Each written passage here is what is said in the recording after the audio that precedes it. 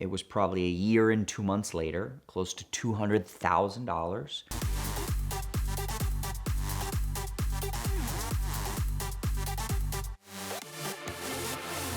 Prior to us even officially starting Curated, in my gut and sort of my heart, I always wanted to create this unique specialty boutique vintage car dealership.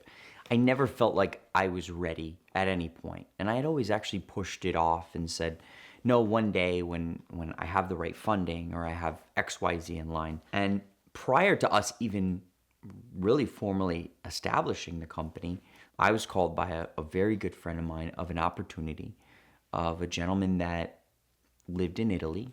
He was the original owner of a Ferrari Enzo, and he needed to sell his Enzo immediately. He didn't want to wait a week. He didn't want to wait 2 weeks. So I think I had the logo for Curated or something along the lines. I essentially sent out a proposal to a few wealthy guys I knew. One was a business partner in the rental car company, a few other guys, and essentially raised the money to buy this Enzo. And that's how Curated started. Essentially, what the Enzo was the last production Enzo ever produced. And it's interesting because everyone always say, when I say the last Enzo, they say, oh, the Pope, the Pope's Enzo, which was car number 400. But the difference between the Pope car and this car was the Pope's car was actually not considered a production car. It was car number 400, so it was after production, it was post-production, and this was car number 399 of 399. Now, while Enzos weren't actually numbered cars, because this collector was so significant in who he was, Ferrari actually sort of allocated the last car to him and deemed it as car 399. They also did a few cool features on the car, including on the back grille, there was actually Enzo Ferrari's signature, like in a metal badging, which was very cool. It's funny because at the time, I really didn't have too much of a reputation in the supercar world yet. And everybody was like, no, that's not the last car, and that's not. And it probably took literally a couple hours, but I was able to email a few Ferrari historians, and I was actually able to email some people at Ferrari in Italy, and they confirmed that yes, it was 399 of 399. So that was essentially the car that started Curated. And what a way to start, with essentially offering the last Ferrari Enzo ever made for sale.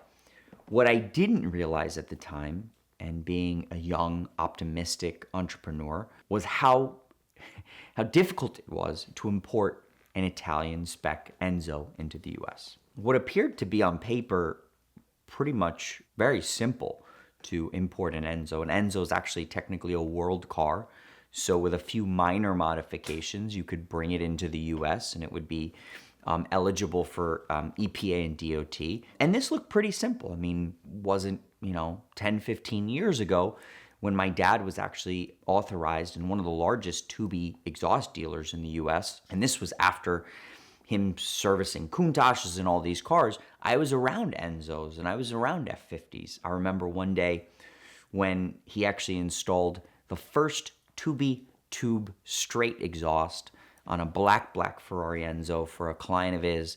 And then he modified a US F50 with straight exhaust and did all these unique features to the car. We were going slightly over the speed limit on our way to the Ferrari Cavallino show. And imagine these two straight exhausts, F50 and Enzos, racing each other to the Palm Beach Cavallino big track event.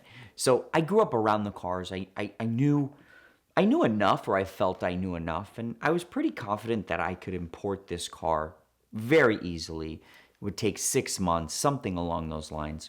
So I started contacting different agencies that were authorized through the US government, and one of those probably has the best reputation. I felt that they were the perfect guys to do this job. It was definitely the seatbelts needed to be changed to US spec seatbelts, which you just buy from your Ferrari dealer, and the catalysts, or the CATs, the rear silencer, I think it was headers. I can't remember, the gauge cluster, and then the ECUs.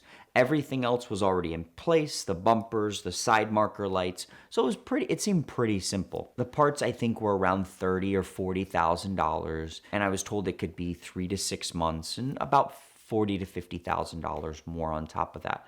So I figured, around $70,000, $80,000, we could import the car, bring it into the US, and in a few months we would see it and it would be a US spec car. Very excited. We had some great photos of the car being loaded up and flown to the US. Once the car got here, a couple weeks went by and we realized that we had never received the parts from the dealer and we'd never heard anything about the parts.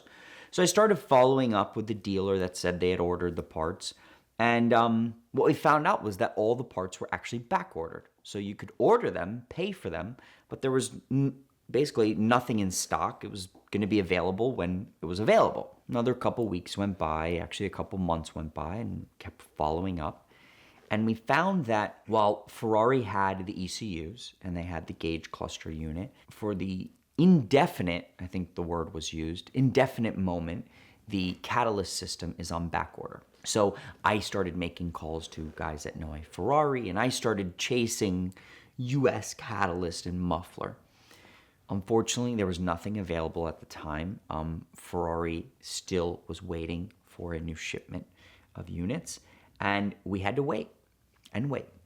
And during that process, you have to pay storage fees, and you have to pay all these different fees as your car sits. So we ended up realizing that 3 to 6 months was going to be maybe 8 months.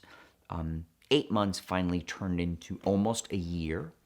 And imagine you have a car that's almost $2 million sitting, and that's, cost of capital and all these different things. In the end, we were just about to be done, and they got all the parts. They finally got the catalyst system. They got the gauge cluster, the ECU, and they finally got the US seatbelts. And this was actually difficult. And the big problem also was that according to EPA DOT, you have to use new parts purchased from the Ferrari dealer. You could always find used parts on eBay. You could find I actually found at the time a used Enzo exhaust. I couldn't use it.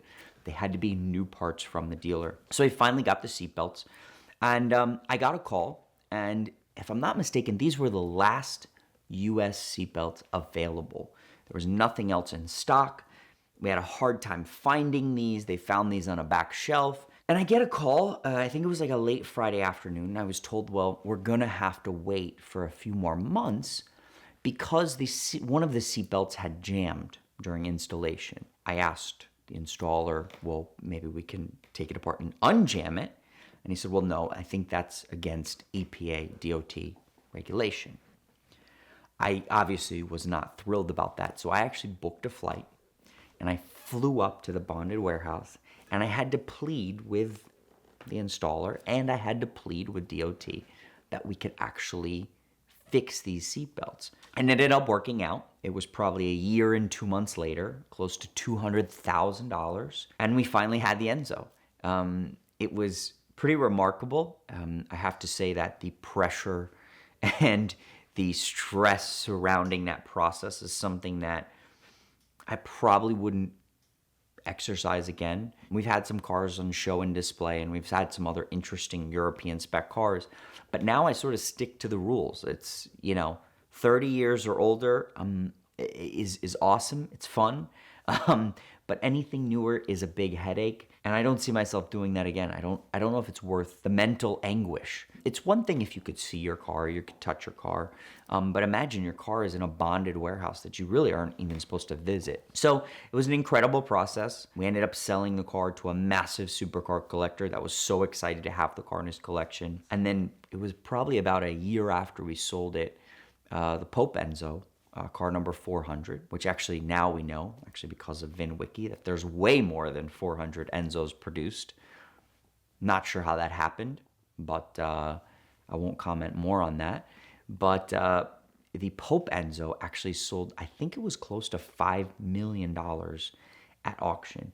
Talk about regretting a sale of a car. I got probably 3 or 4 calls from collectors saying, do you still have the last Enzo, car 399? And unfortunately I said no. I called the current owner. I said, would you ever sell? He's like, no. But it was definitely an incredible story not a fun experience, but an incredible story and a part of Curated. This month's car stories are sponsored by The Ridge. The Ridge makes a line of wallets and bags that are designed to be minimalist and help us just take with us the things we actually need. So check out the link in the description below for a discount and buy one for yourself, or they make great Christmas presents. And be sure to let them know how thankful you are for their support of VINwiki.